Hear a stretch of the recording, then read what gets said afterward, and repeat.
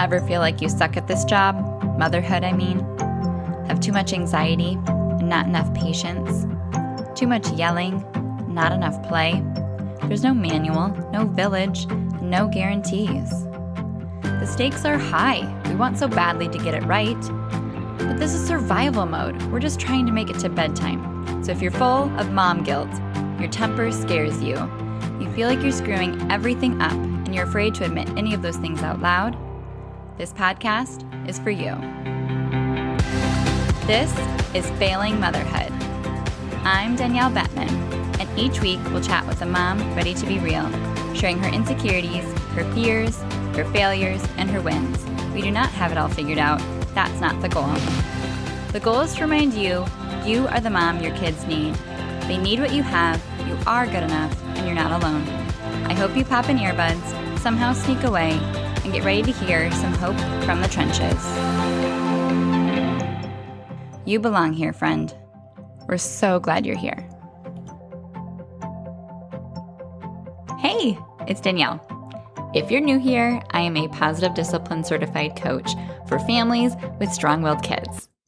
Together, we uplevel the way that you communicate so you're as equipped as a hostage negotiator. We reinforce the strength of your patience, and we create long-lasting behavior change in your child by solving the root of their behavior at the source.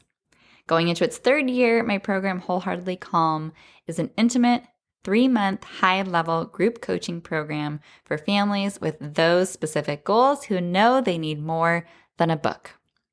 So welcome if this is your first episode.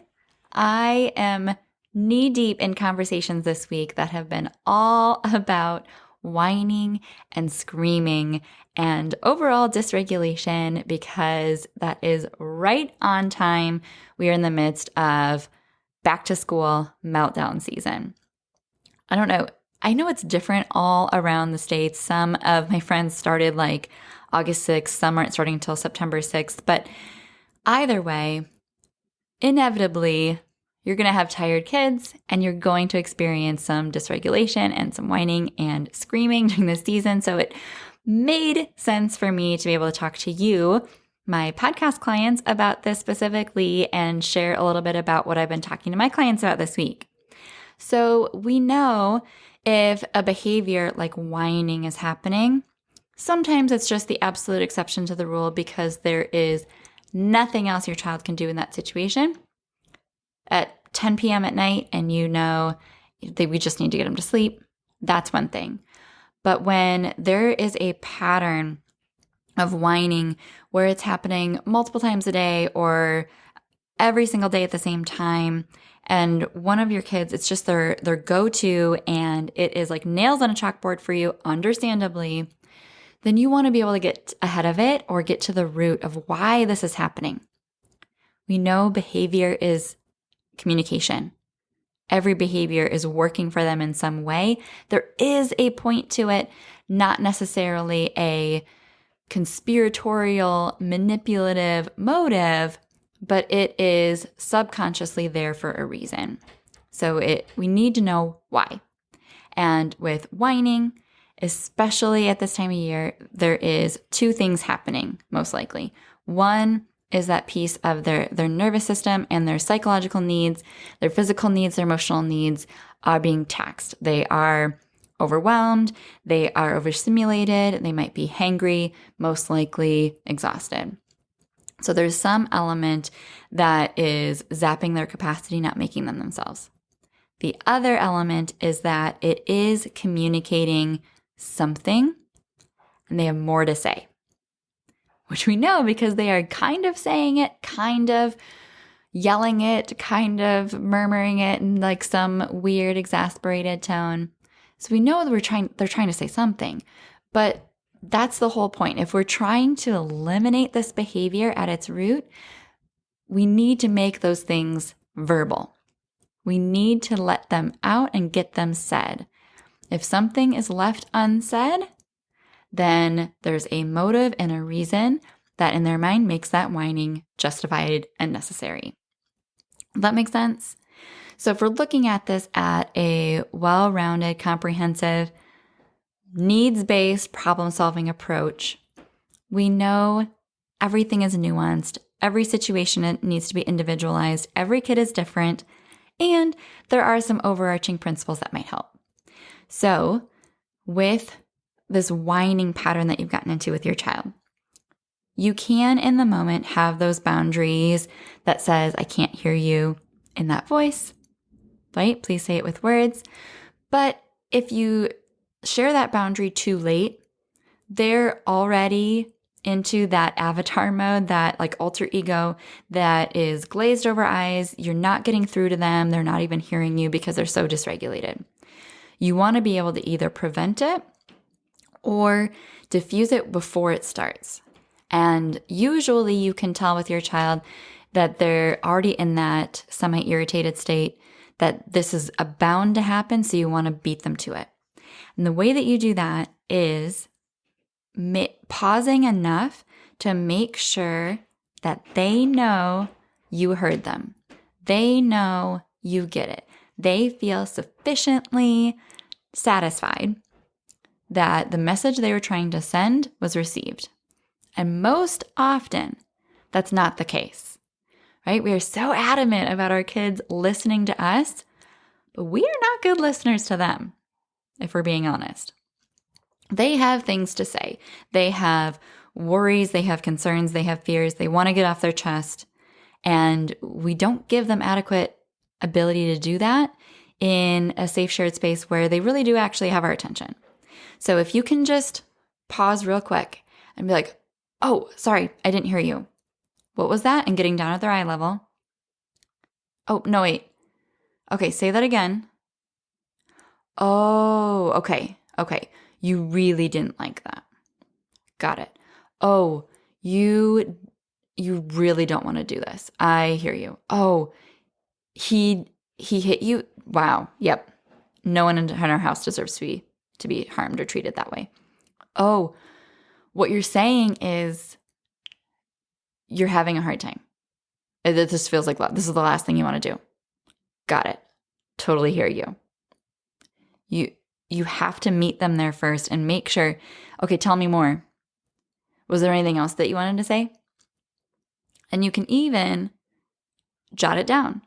Okay, let me make sure I got it. I just want to make sure I heard you. Let me write this down. Grab a piece of paper. Okay, start over. Nope, slow it down. What was it?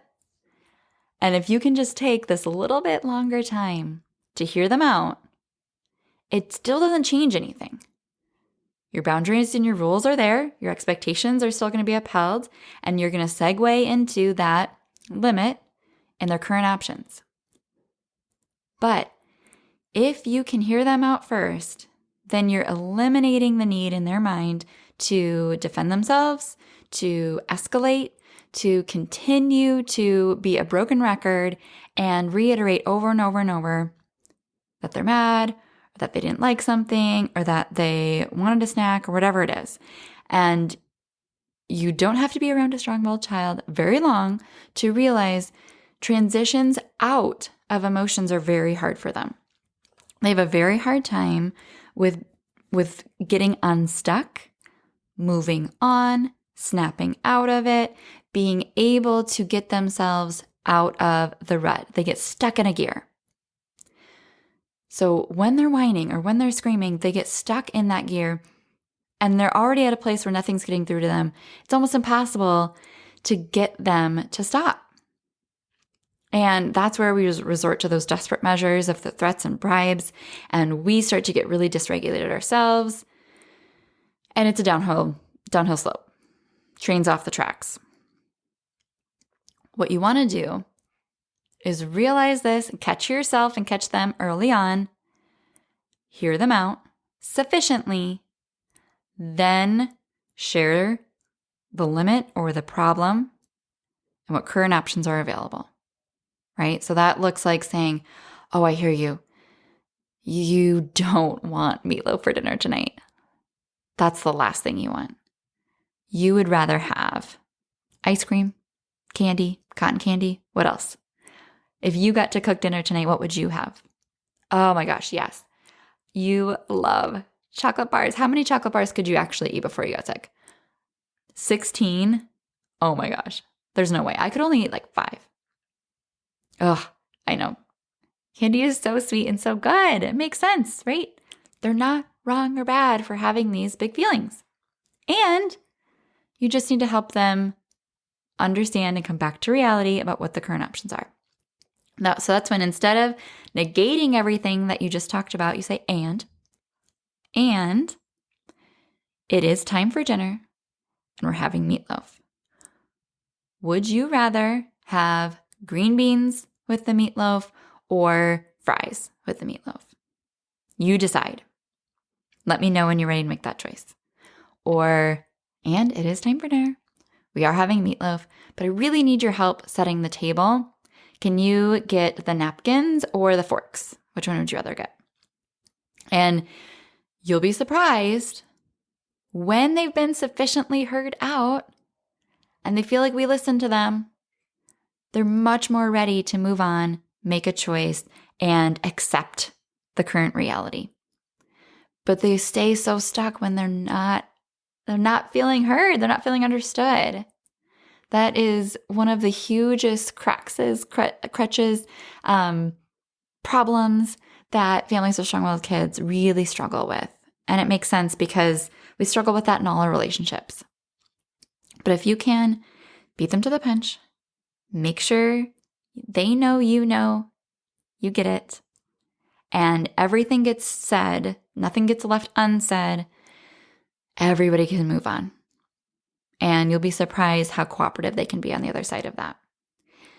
The other thing I'll share here is with screaming. Screaming is just an escalated version of whining, right? Even more dysregulated, even more angry, past that point of no return, and still trying to communicate something that has been left unsaid.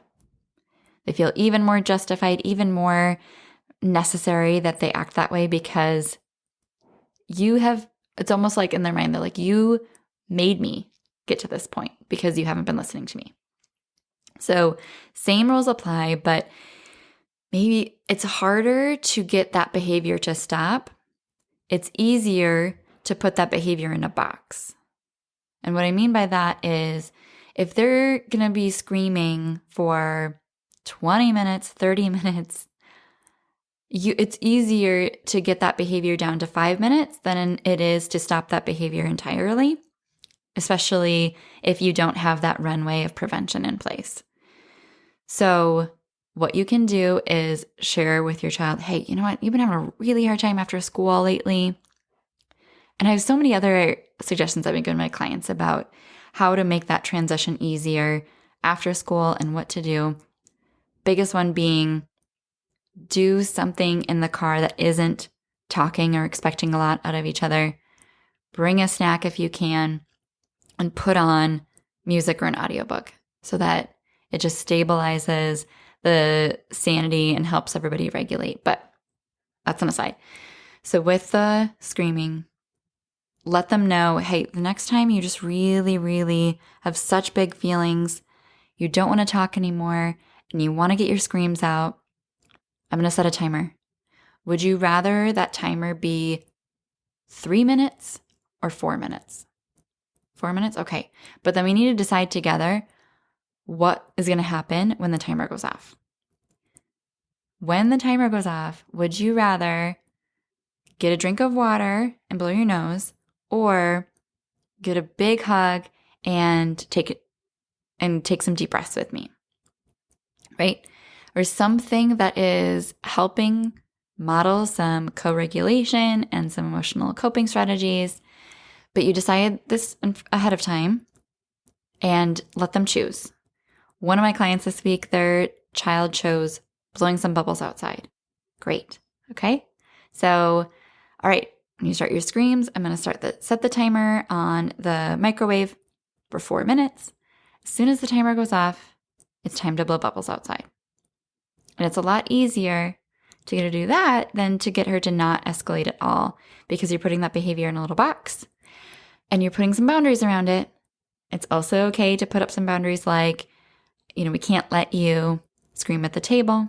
Can't let you scream next to your brother or sister. I can't let you hurt everyone's ears. You need to take that to your room or somewhere else. It's okay to have those boundaries around their behavior. Sometimes they're just going to be a pressure cooker that has to release the energy somehow. And there's really nothing you can do. That's the best thing you can do is just kind of hold that boundary so that they can let it all out. But other times, the way that you're communicating isn't working. And it's a symptom of a bigger issue, a bigger disconnect in maybe your relationship or just their toolkit in general. So have a conversation about it. That's a huge piece of my program, is coming up with plans, collaborative problem solving with your child.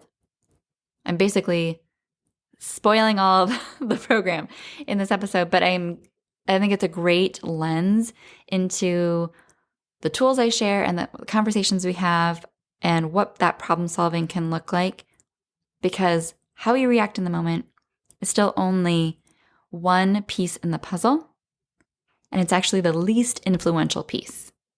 You have much more influence over your behavior in all the prevention that leads up to it and all the circling back that can happen before it happens again. So just know some of those moments are survival mode. Focus on your own regulation so that you have something to give them when they're ready for your help. And you will make it through when you feel equipped and have the confidence to be that leader in this relationship. If you feel like they're the one leading, if you're held hostage in your home and they're the ones setting the tone and you don't know what's going to set them off next and you're walking on eggshells and you're just not able to get ahead of some of these dynamics because the next wave crashes before you've recovered from the last one, hey, that's why I'm here. That's why I have a job. You're in the right place. Let's have a conversation. When you're ready to transform your relationship with your strong-willed child and enlist the help of a parenting coach that does this and only this, then go ahead. Find those links in the show notes. You know how to find me. I'm excited to have that conversation and get to know you. All right. Happy back to school and early bedtimes. Early bedtimes.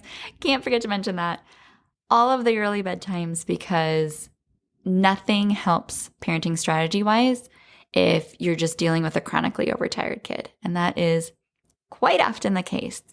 So early bedtimes pay off that sleep debt. And if you need help with that, most likely a sleep consultant is not going to help if you're dealing with pushback throughout the entire day too. It's just one symptom of the bigger issue. Let's deal with it all at once, right? So we'll have that conversation. All right, cheers. See you next week. Thank you so much for tuning into this episode of Failing Motherhood. Your kids are so lucky to have you. If you loved this episode, take a screenshot right now and share it in your Instagram stories and tag me. If you're loving the podcast, be sure that you've subscribed and leave a review so we can help more moms know that they are not alone if they feel like they're failing motherhood on a daily basis. And if you're ready to transform your relationship with your strong-willed child and invest in the support you need to make it happen, schedule your free consultation using the link in the show notes. I can't wait to meet you. Thanks for coming on this journey with me. I believe in you, and I'm cheering you on.